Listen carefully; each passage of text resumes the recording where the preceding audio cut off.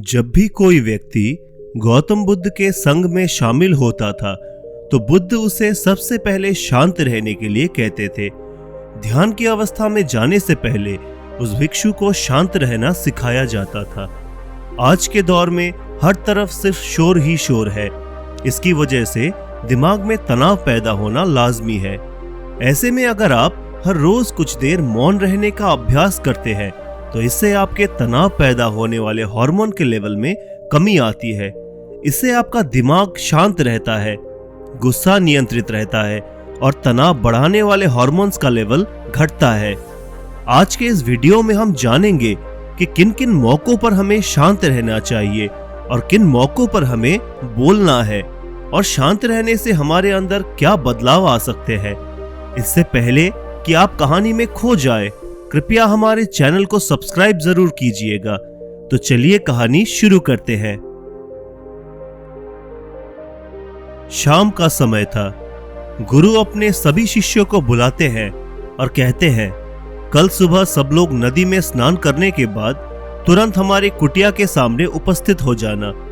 सभी इस बात से हैरान रह जाते हैं और सोचने लगते हैं कि हम लोगों ने कुछ गलती की है क्या।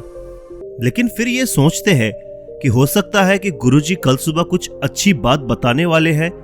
सब लोग रात को सही समय पर सो जाते हैं और सुबह उठकर सभी लोग नदी में स्नान करने के बाद वापस गुरुजी के सामने उपस्थित हो जाते हैं। गुरु कहते हैं, आज मैं तुम सबको चुप रहने के फायदे के बारे में बताऊंगा। गुरु कहते हैं कि ऐसे 10 मौके हैं जहां पर चुप रहने से होता है लाभ और बोलने से नुकसान। अगर आप इन मौकों पर शांत हो गए यानी मौन हो गए तो आप जो चाहेंगे वही मिल जाएगा। आपकी जिंदगी में चमत्कारिक बदलाव शुरू हो जाएंगे। जरूरत से ज्यादा बोलना या चुप रहना दोनों ही अच्छी बात नहीं है। जैसे जरूरत से ज्यादा बारिश हो जाना या फिर धूप दोनों ही दिक्कत देती है, उसी तरह हद से ज्यादा बोलने से भी काफी नुकसान होता है। गुरु कहते हैं कि पहला ऐसा मौका जहां पर व्यक्ति को चुप रहना चाहिए, बिना तथ्य यानी कि कोई फैक्ट या डेटा के बिना न बोले। गुरु ने कहा, अगर आपके पास कोई तथ्य नहीं है तो वहां चुप रहने में ही भलाई है। चुप बैठने से दिमाग में नई कोशिकाओं का निर्माण होता है और इससे ज्ञान की वृद्धि होती है। बोलने में भलाई वही है जहां आपको किसी चीज के बारे में पूरा ज्ञान हो। अगर आप बिना तथ्य के कहीं बोलते हैं या फिर बेवजह बोलते हैं तो आपका वहां मजाक भी बन सकता है। अगर आपके पास पर्याप्त जानकारी नहीं है, ऐसी जगह पर बोलने से आपका मजाक तो बनी रहेगी, साथ ही साथ लोगों का भरोसा भी आपसे उठने लगेगा। इसीलिए ऐसी जगह पर शांत रहो जहां तुम्हें पता ना हो कि क्या बोलना है क्या नहीं। कई बार कुछ लोग ऐसे होते हैं जो हर जगह अपनी उपस्थिति बताने लगते हैं। उन्हें पता नहीं होता कि हमें क्या बोलना है, लेकिन फिर भी बोलते जाते हैं और फिर बाद में दूसरे लोग उनके जाने के बाद उनका मजाक उड़ाते हैं। जब तक आपको उस तथ्य के बारे में अच्छा ज्ञान नहीं है, उसके बारे में पता नहीं है, तो वहां चुप रहना ही ज्यादा समझदारी है। गुरु ने कहा, दूसरा ऐसा मौका जहां पर व्यक्ति को चुप रहना चाहिए, शब्दों से न पहुंचे ठेस। अगर आपके शब्द किसी को मानसिक ठेस पहुंचा रहे हैं तो वहां चुप हो जाना चाहिए। कमजोर व्यक्ति के बारे में कुछ भी बोलकर आप महान नहीं बन सकते हैं। महान आप किसी कमजोर का साथ देने में बनेंगे। कई बार होता है कुछ लोग अपने से छोटे व्यक्ति को भला बुरा कहते रहते हैं। सामने वाला इंसान तो कद से आपसे छोटा है, वो आपको कुछ नहीं बोलेगा, लेकिन आप उसकी नजरों में गिरते चले जाएंगे। हो सकता है कि कल वह भी आपसे पद में बड़ा हो जाए। पद में आपसे जब वो बड़ा हो जाएगा तो आज जो रवैया आपका उसके साथ है, आने वाले समय में वह भी आपके साथ वही करेगा। आप किसी को नीचा दिखाकर वहां बड़ा नहीं बन सकते। बड़ा बनना है तो अपने से छोटे लोगों का इज्जत भी करना सीखे और साथ ही साथ बड़े लोगों का भी सम्मान करना चाहिए। लोगों को लगता है कि अगर वो अकड़ कर बोलेंगे और सामने वाले को नीचा गिराने की कोशिश करेंगे तो वह बड़े बन जाएंगे। तो ये उनकी सबसे बड़ी भूल है। बड़े होने की वजह आप उनकी नजरों में गिरते चले जाएंगे। गुरु ने आगे कहा, इसीलिए शिष्यों, तुम सब जब भी बोलना आदर भाव से बोलना ताकि तुम्हारी बात लोगों को अच्छी लगे। गुरु ने आगे कहा, तीसरा मौका जहां पर व्यक्ति को चुप रहने में ही भलाई है। जब कोई अपना या सगा संबंधी आप पर क्रोध कर रहा हो, आपका अपमान कर रहा हो, तो आपको उस वक्त चुप रहना चाहिए ताकि सामने वाले का गुब्बारा पूरी तरह से फट जाए। आप यदि सही है तो उसे कतई माफी न मांगे और चुप रहकर ही सही समय का इंतजार करे। जब उसे अपनी गलती का एहसास हो जाएगा, वह खुद आपसे माफी मांग लेगा।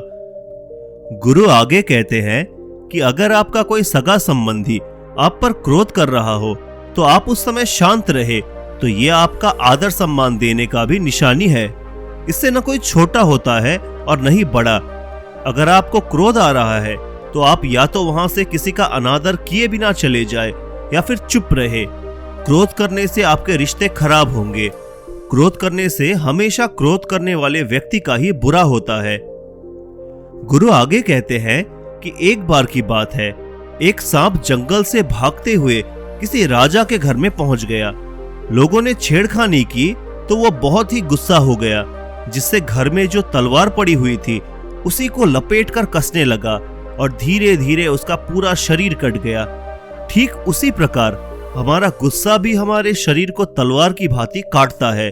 गुस्सा ध्यान से खत्म होता है। प्रतिदिन अगर आप ध्यान की मुद्रा में बैठे तो आपका गुस्सा आपके नियंत्रण में रहेगा। जब भी आपको गुस्सा आए तो आप ये समझने का प्रयास करें कि क्या मेरा गुस्सा जायज है या नहीं, हमें वहां पर बोलना चाहिए कि नहीं। जब आप खुद पर इस बात का आकलन लगा पाएंगे तो आपको खुद पता चल जाएगा कि हमें गुस्सा करना चाहिए या नहीं। फिर भी आपको गुस्सा आ रहा है तो आप वहां से हटने का प्रयास करें, वहां से दूर चले जाए। धीरे धीरे समय के साथ आपका दिमाग शांत हो जाएगा। गुरु ने कहा, चौथा ऐसा मौका जहां पर इंसान को बहुत ही समझदारी के साथ काम लेना चाहिए, वहां पर आपको चुप रहना ही चाहिए जहां पर उस मुद्दे से आपका कोई संबंध न हो। अगर आपका किसी मुद्दे से कोई संबंध न हो तो वहां आपका चुप रहना बनता है। बिना किसी वजह अगर आप दूसरे के मुद्दे पर बोलेंगे तो ये आपके लिए अनिष्टकारी होगा। इसमें केवल और केवल आपका ही नुकसान है। किसी दो लोगों के बीच हो रहे विवाद में जल्दी अपना टांग न डाले। अगर सामने वाला आपको बुला रहा है अपना झगड़ा शांत करवाने के लिए तो ही आप वहां पर जाए। किसी की व्यक्तिगत जिंदगी में दखल अंदाजी नहीं देनी चाहिए जब तक कि वह व्यक्ति आपको नहीं बुलाता है। अपने झगड़े को शांत करवाने के लिए कुछ लोग फालतू में दूसरे के विवाद में कूद पड़ते हैं। इससे उनके मान सम्मान मर्यादा पर लोग उंगली उठाने लगते हैं। पांचवा मौका जहां हमें चुप रहना चाहिए और वो है, अगर आपके शब्द सामने वाले के परिवार या दोस्तों के सम्मान के बारे में बुरी झलक दिखा रहा है तो आपको चुप रहना चाहिए। किसी के परिवार या फिर मित्र के बारे में बुरा बोलने से केवल आप ही बुरे बनेंगे। जो चीज आसानी से खत्म की जा सकती है उसे अपने शब्दों से बढ़ा न करे। बिना चिल्लाए बात करने का प्रयास करना चाहिए। अगर आप बिना चिल्लाए कोई बात नहीं कह सकते तो आपको चुप रहने में ही भलाई है। किसी पर चिल्लाने से आपके व्यवहार के बारे में पता चलता है। कई बार कुछ रिश्ते ज्यादा तेज बोलने की वजह से टूट जाते हैं। इसीलिए अपनी आवाज में मीठापन लाए। आपके शब्दों से आपके दोस्त की हानि नहीं पहुंचनी चाहिए। कभी कभी जब हम दोस्तों के मजाक उड़ा रहे होते हैं तो बस याद रहे कि आपके शब्दों से किसी का अनादर न हो। मजाक को भी हमेशा शब्दों के मायने में ही रखें। जहां किसी को शब्दों से चोट लगे वहां चुप हो जाए। ज्यादा बोलने से हमेशा नुकसान ही होता है। किसी और की प्रतिष्ठा को अपने शब्दों के माध्यम से हानि नहीं पहुंचनी चाहिए। यदि आपके शब्दों से किसी और की प्रतिष्ठा को ठेस पहुंच रही है तो वहां आपको चुप हो जाना चाहिए। जब कोई व्यक्ति आपके सामने नहीं है तो आप उस व्यक्ति के बारे में बुरे शब्द किसी तीसरे व्यक्ति के सामने न बोले। गुरु कहते हैं, छठा मौका जहां पर व्यक्ति को चुप रहना चाहिए, जब कोई किसी की बुराई कर रहा हो, जब कोई आदमी आपके सामने किसी तीसरे आदमी की बुराई कर रहा हो, तब आपको चुप रहकर बस सुनना चाहिए। अपनी राय व्यक्त नहीं करना चाहिए, क्योंकि जो आज आपके सामने किसी तीसरे की बुराई कर रहा है वह कल किसी और के सामने आपकी बुराई भी कर सकता है। बिना जरूरत के न बोले। किसी के बारे में किसी के बीच में बोलना गलत बात है। कभी कभी हमारे लिए बुद्धिमानी इसी में है कि हमें अपना मुंह ऐसी जगह पर नहीं खोलना चाहिए। गुरु आगे कहते हैं, 7वां ऐसा मौका जहां पर व्यक्ति को चुप रहना चाहिए जब कोई आपकी भावना नहीं समझे।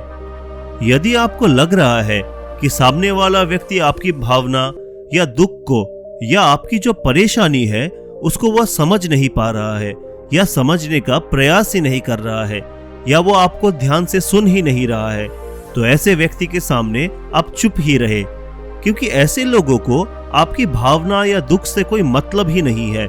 ऐसे लोगों को अपना राज बताकर आप पछताएंगे ही बाद में।